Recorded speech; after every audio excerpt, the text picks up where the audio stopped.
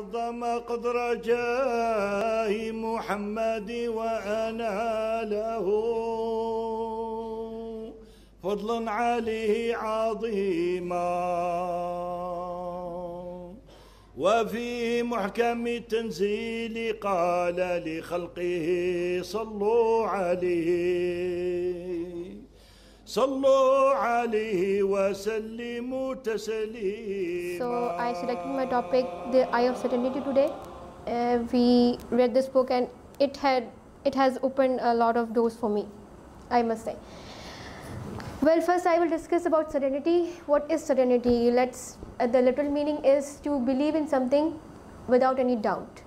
Islam divides its followers in three different stages of certainty. One who have the ilm al-yaqeen, the other who have the ain al-yaqeen, and the highest, the prophets, the saints, the walis, they have the truth of the yaqeen, haqqul yaqeen, you can say, the experience of the truth.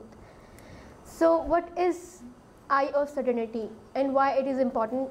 The eye of certainty is the third eye, the vision that gives you spiritual sight to feel and see and sense what is happening beyond this realm, the reflection of the higher realm. So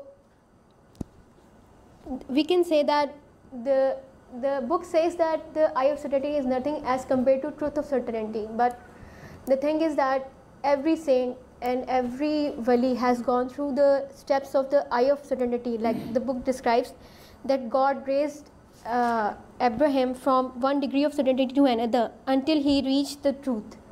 So we can say that he moves from one step to another on the ladder of eye of certainty to reach the truth, the ultimate truth, the reality, the essence, the thing for which he has been created this whole years. As similarly as Hazrat Muhammad Sallallahu Alaihi Wasallam, before he was given the first wahi, he went to Ghar Hira and he was, I think, practicing the same thing, the eye of certainty, because what he was doing there, he was sitting in silence, moving away from all the distractions of life, and he was connecting himself to something he did not know prior to the wahi, but he believed in something that exists there in a higher form. I would like to go towards this account that has been given in this through the verse of Quran, and it says that the account of Adam through the Edenic age, in which he says that when we said unto the angels, make prostration before Adam, they prostrated themselves all save Iblis, and we said, O Adam, dwell thou and thy wife in the paradise. So we can say that there are two ages in this, or two different stories to tell. One is the Adam, the highest being, the one who knows himself, to whom the angels prostrated. So we can say that if I must read the accounts of the Sahaba and after Salam or the prophets, they all correspond to that same human being, to which the whole universe just prostrated themselves. Like it was the highest place, a highest stage to which the human being can go to. And then there is when the Adam and Eve were created. So what happened, I believe what happened there was that Adam, when Eve was created from him, he lost that eye of certainty because he had those psychic elements.